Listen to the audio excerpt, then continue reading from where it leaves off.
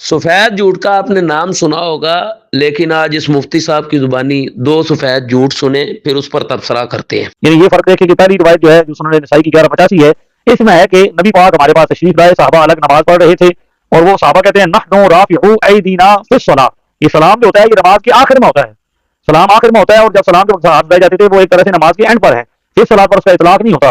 یہاں پھر صلاۃ سے مراد وہ رفع الیدین ہے جو رکوع سے جانے سے پہلے ہوتا ہے، رکوع میں جانے کے اٹھنے کے بعد ہوتا ہے، سجدوں کے درمیان ہوتا ہے، اس رفع الیدین کو نبی علیہ السلام نے منع فرمایا۔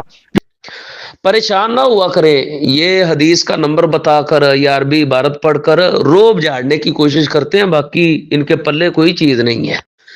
پہلا جھوٹ اس ظالم نے نسائی کی یہ 1184 نمبر روایت پڑھ کر یہ بولا ہے کہ یہاں فی الصلاۃ سے مراد وہ رفع الیدین ہے جو رکوع میں جانے سے پہلے ہوتا ہے، رکوع سے اٹھنے کے بعد ہوتا ہے، سجدوں کے درمیان ہوتا ہے۔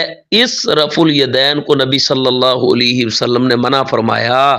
یہ الفاظ آپ کے سامنے ہے 1184، یہ ادھر موجود نہیں ہے۔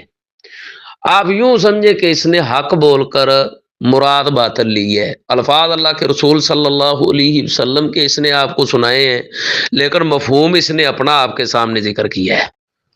اور دوسرا جھوٹ یہ بولتا ہے کہ سلام جو ہوتا ہے یہ نماز کے آخر میں ہوتا ہے، اینڈ پر فی الصلاۃ کا اطلاق نہیں ہوتا۔ سبحان اللہ جی، یعنی اس مفتی کے نزدیک نماز کا جو اینڈ ہے نا وہ نماز میں شامل ہی نہیں ہوتا۔ یہ بھی ایک آپ اسے مذہبی لطیفہ کہہ لیں یا اس کا جھوٹ کہہ لیں، اصل میں یہ اپنا الو سیدھا کرنے کے لیے اللہ اور اس کے رسول صلی اللہ علیہ وسلم، صحابہ کرام رضوان اللہ علیہم اجمعین کی مراد کو بدلنے کے لیے بے جا تعویلیں کرتے ہی رہتے ہیں۔ اللہ تعالیٰ انہیں ہدایت عطا فرمائے۔